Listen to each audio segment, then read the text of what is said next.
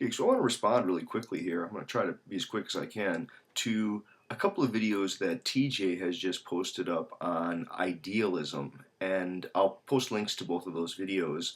I think, now, what do I say about these videos? First off, part of me agrees, okay? Part of me just point blank agrees, yes, that lots of people have idealistic, overly romantic individual beliefs in their capacity to change the world and to uh, get in there and somehow whip it into shape, and by personal intent they're gonna make the world a better place, whatever that means.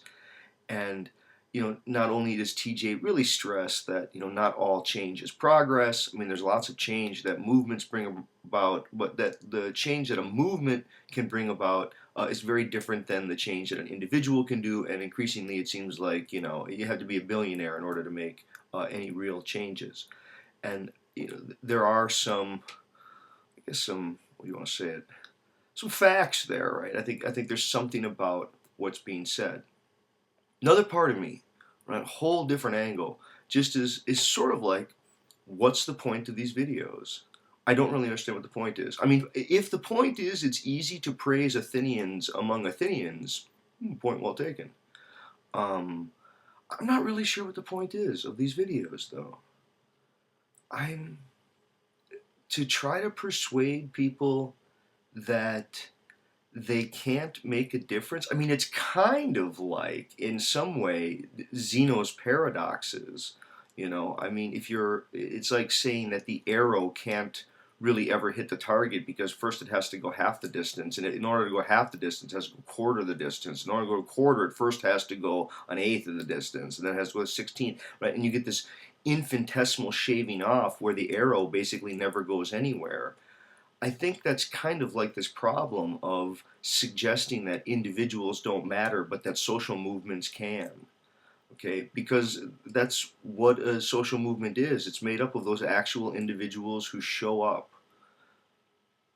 There isn't a movement and then also the individuals who comprise the movement.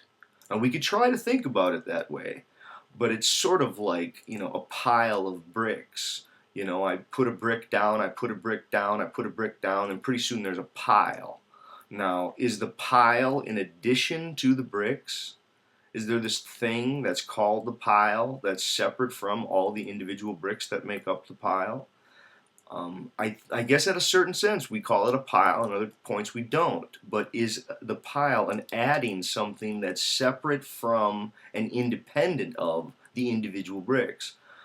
I don't think that it is. Now, maybe social movements are a little bit different. They are more complicated. They have beliefs and ideologies and people who are on the fringe, and they're not just bricks in a pile. So some of that is a bad metaphor.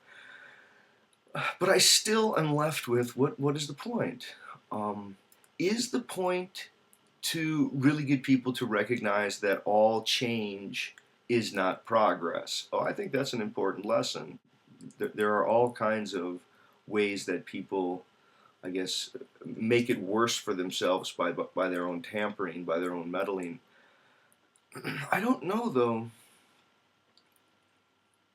what it is that's going on with those videos. It sort of interests me. Like, here are some questions that maybe would help uh, raise maybe further points for debate or haggle. If I could get some haggle between anyone, I don't know if TJ will respond to this, but I would love it if he would, or maybe other people would like to. Uh, what do people mean by power? Is power force? Is power exertion? Is power control? How is it different than those? What exactly is this power that people want to have? I wonder the degree to which people are actually powerless, or to what extent are people basically comfortably indifferent? They don't really give a care. They like to say that they care about these various issues that they want to see social change in. Sort of like your Walmart example. Like, they want to say that they're concerned about lots of things because they feel bad in a public place if people see them not caring. But there's another sense in which they're comfortably indifferent. They don't really care. or they don't care enough to risk their own comfort and ease and convenience to get out there and try to make a difference. I mean, is it that people can't make a difference, or most people at this point of affluence, at least those people who are watching these videos, who are sitting around in some probably air-conditioned or climate-controlled environment, comfortably with a press of a finger, bringing entertainment from around the globe? How many of these people just prefer the problem to the solution? They go, yeah, boy, the solution sounds hot and tedious and iffy, whereas I think I'll just accept the problem, pretend to care about the solution, but then kind of let's all band together and go, well, you can't make a difference anyway. And the only people who ever have made a difference, well, they've been killed for it. I mean, some of it is very odd. And again, I wonder what people mean by a difference. I think so much of the Stoics, and there's a wonderful passage from the Enchiridion where Epictetus talks about the athlete, and he says the athlete, if you don't place anything under your power, which is not under your power, if you're very careful about that line of what's under your power and what's not, you can enter countless competitions and always remain invincible. And he doesn't mean that you're going to win every race that you're in, but you can be supremely powerful if you're only competing ultimately with yourself.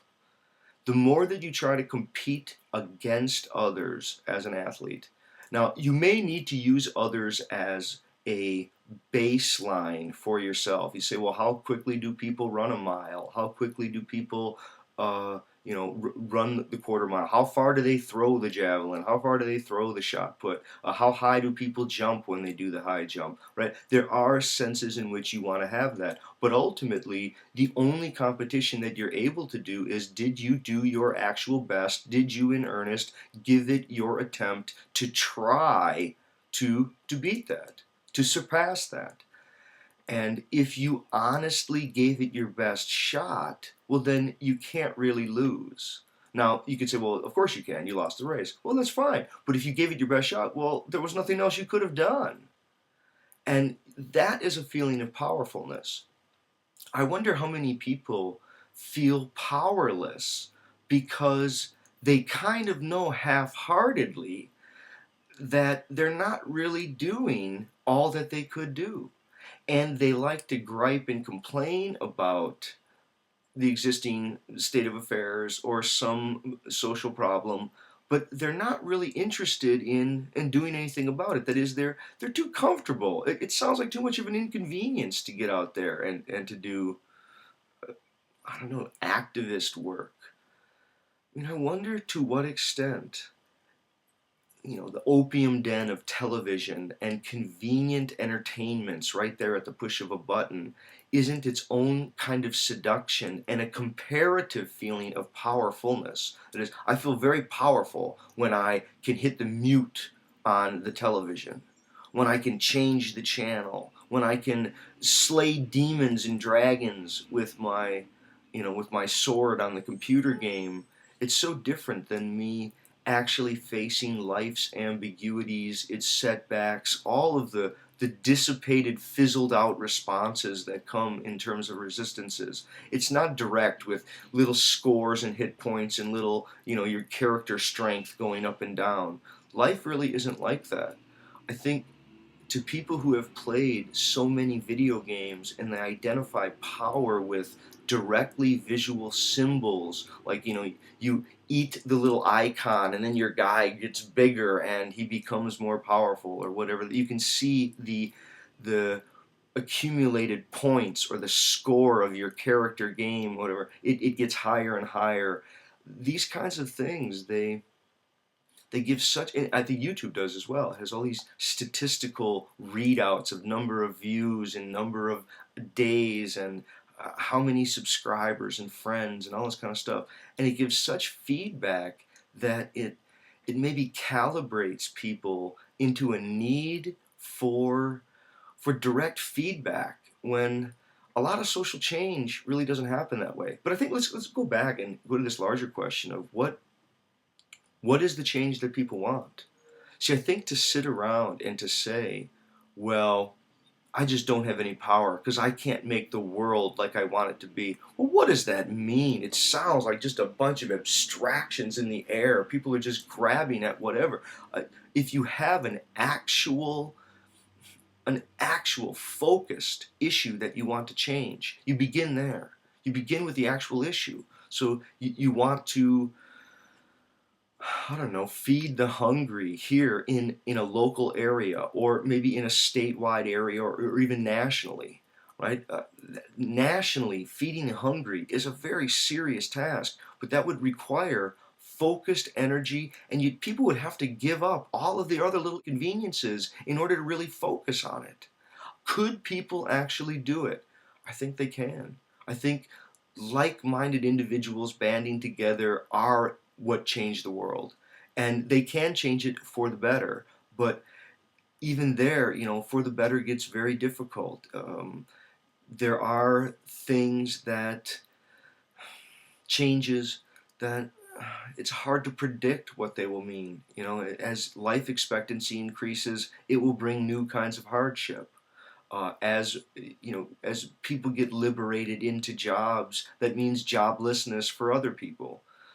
Generally, it's hard to say, I think, what it is that people want. They want power. They want to feel themselves to be powerful. Why? What is that about? What are these videos about, really? Are they trying to help people? Are they trying to help people accept their inability to change? Are they trying to help people to actually change the world? Are they, I don't know. What are they? I don't know what they are.